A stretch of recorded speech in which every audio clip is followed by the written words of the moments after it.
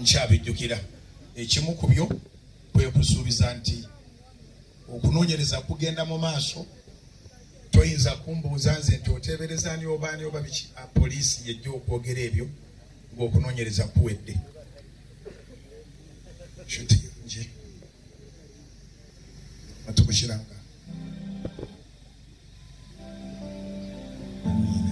bavandimwe leero nashatse kuvuga mu lulimi abali ku televiziyo isi yose iriho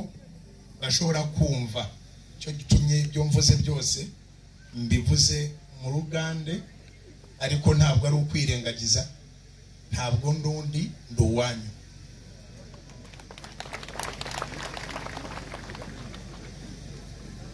Mpamagaye Jovia agira ijambo uko uyu munsi niwe uherera urimi rwose ashaka kuvugamo abarirwa avugamo mu magambo makeya kuko twumvise ijwi rye iby'umwihariko igomba kuduha ubwizere. Shimwe cyane ndashima Imana kuko uyu munsi wa none turi mu birori bya Richard Musezera. Imana nuko yabiteguye ngo iki gihe kibe gihari kuko twe turi abana b'abantu ntacyo twashobora kwimarira ariko icyo nshimiye Imana niko agiye ari umurokore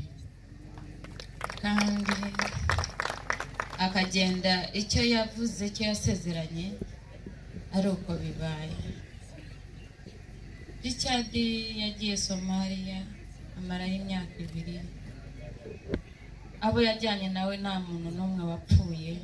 baragaruka. Hanyuma amaze kuhagera bajya Gasese bavayo bajya Kongo ariko nubwo yabaga ari Kongo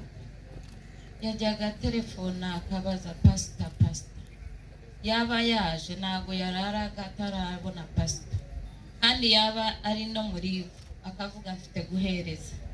ngomba kuba ndi hamwe na pastor kandi nkabikunda nkumva bimesha ibyishimo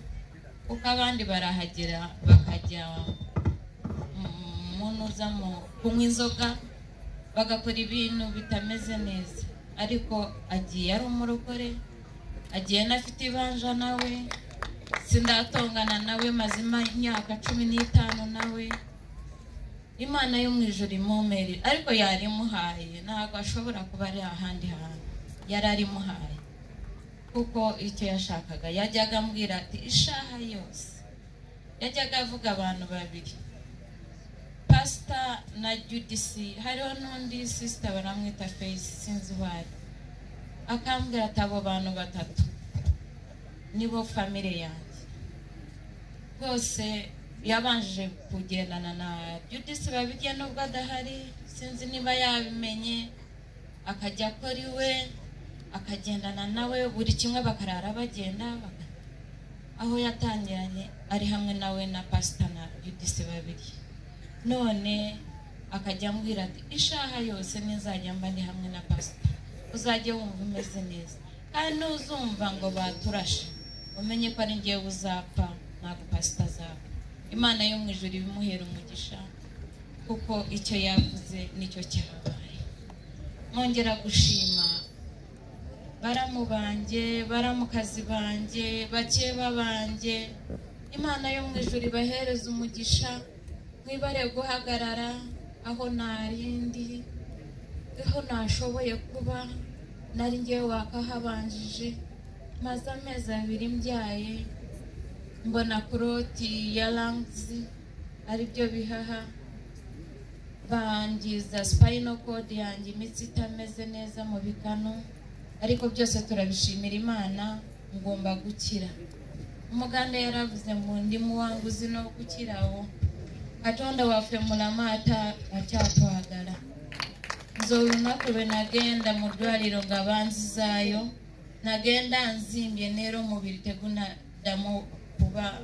okudda mu bulamu bwabwe nengenda nga sisobola kussa nagenda nemulamu Susan ne Richard naye ezo essaawa omuntu yenna teyanditegedde munyinza okubeerawo twagenda essaawa 9 nga sissa Katonda waffe mulamu b'abooluganda ate atwagala tulina okumwagala neebaza nnyo bwe twatuuka mu ddwaliro baagamba banteekeko oxygen naye tebyasoboka Katonda ng'akyanjagala bwe naagendako oxygen nnyinza okufa ate ng'amanyi luno olunaku lulibaawo nga Richard taliiwo nze neesigalawo teyasobola kunzita nembeerayo mulamu Susan Mukama akuwa omukisa akuwe buli kimu omutima gwo kye gwetaaga naye kyembasabira kiri kimu ate okuva nedda nga ngamba abaana bange buli vision book tuwandiikamu amanya gammwe Pastor Bugi ne mulamu Susan Mukama abawe long life Katonda waffe kyemusaba abampeera obulamu abampeere abaana abalongoye ebiri mu vision book yaffe kyetubeera tusabira newankubadde Richard agenze naye tewali bbanja nalimu lyenyina nammwe aba social media bayogedde ebintu bingi naye nze mu mutima gwange nyina kyemanyi buli kimu nkimanyi enziro ze basiiga pastor ebigambo bye boogera nze nandibadde mbyogera naye lwaki nze sivaayo abo abatulumirirwa lwaki tebasooka ne bajja ne batubuuza mbu tugende mu maaso ne keesi eno Pastor Bugingo talina kyakoze muganda we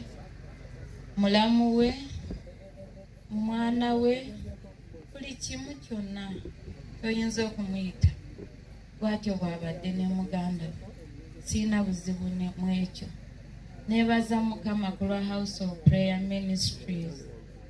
abakadde b'ekkanisa Mukama abawe nnyo omukisa siina bwe nnyinza okubeebaza ne Richard waali abeebaza abiraba Katonda waffe abawe omukisa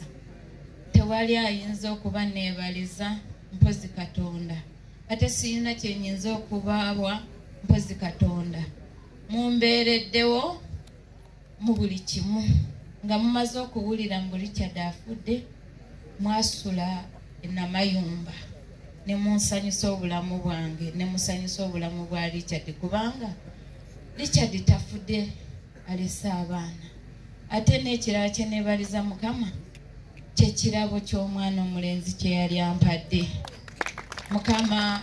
abawe omukisa ate akibabalire neebaza Lubamadiina abali wano ba MPs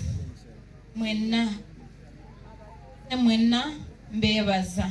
Mukama abawe omukisa tumwine Mukama kwereza omugisha webale okutukunda kandi okaguma nonteera asimu